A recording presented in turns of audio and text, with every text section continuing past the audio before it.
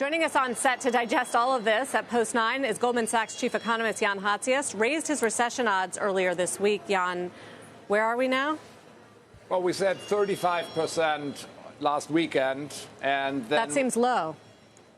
It's up a lot. Okay. We ended up with tariffs a little bit worse than what we had thought. We thought the average U.S. tariff rate would rise by 15 percentage points this year. With Wednesday's numbers, if you just assume those, they don't go up, they don't go down, we'd be between 18 and 19 percentage points.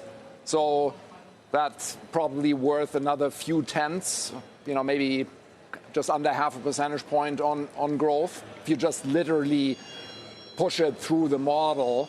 And that would take you from 1% growth, which what we put out last weekend, Q4 to Q4, down to the sort of 0.6%. I mean, if you want to be very mechanical about it. So we're definitely moving in that direction. I think incrementally it's 35% and rising. We're on recession watch in the sense that, this is a pretty high level. And we never got higher than this in our own forecast in the sort of 2022, 2023 recession scare. So I think this is, a very serious number.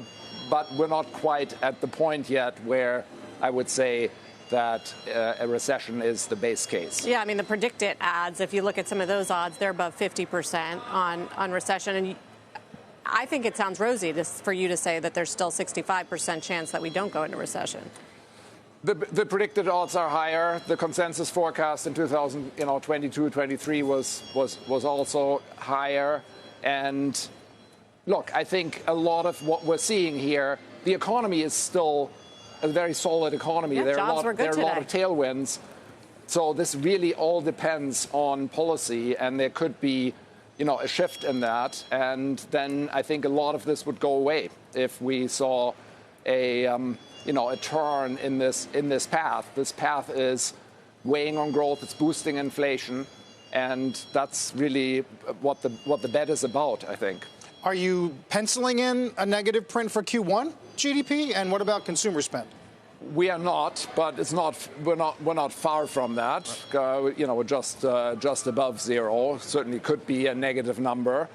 And consumer spending, big decline in January, which didn't worry us too much because Q4 was very strong.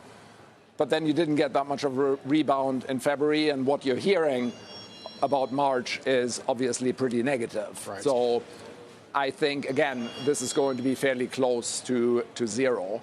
And, we'll see where it prints. To me, that's a little bit less important. I always have been much more in line with the National Bureau of Economic Research definition of a recession, that it's really a sustained and kind of uniform downturn in economic activity, not just a mechanical GDP estimate, especially because those numbers can get revised. Right. But that's also a negative data point. I mean, we're tracking at a very weak level. You also had a great report this week on foreign boycotts and sentiment turning against American brands, what might happen to tourism from our #1 international visitor being Canada. Can you explain what you think that might do to growth? Yeah, so we looked at a number of things, boycotts of American brands in retail, obviously alcohol and consumer brands and things like that. Most of those look like they're going to be relatively small, but travel is a different story. Travel, tourism into the U.S. is 0.7% of GDP. It's about 2/10 for Canada, about 2/10 for Europe. And a lot of those bookings are down quite sharply. So I don't think this is nearly as important as the tariffs, but it could take off another couple of dents. So Carl reminded me today that I was very critical last year when the Fed was cutting 50 basis points, when the outlook was very strong.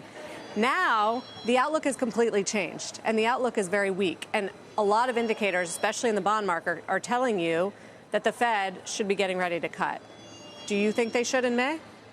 I think I wouldn't make that judgment right now. We're not forecasting a cut in May. We're forecasting 3 cuts, July, September, November.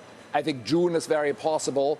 I wouldn't rule out May. That's really going to depend on the data. The complication is that, yes, real activity looks like it's headed significantly weaker, but we are getting a positive price shock. Core PCE. Well, the question is, should they look through that? Because the economic shock is potentially worse than the persistence of the inflationary shock. I think the tiebreaker, I think there are going to be two drivers of that. One, how much does the labor market deteriorate? If you get a significant increase in the unemployment rate, of course they will cut. If you have the 5 days before the next meeting is the next employment report, if that's very weak, and we have gotten sort of bad news in the meantime, then I think they probably will cut.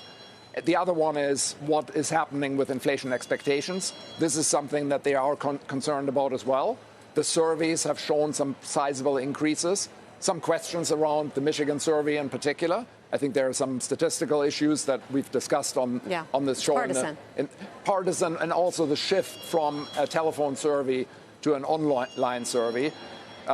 Other inflation expectations measures like break-evens in the bond market still look fine. So bottom line, if the unemployment rate goes up, I think we'll get cuts.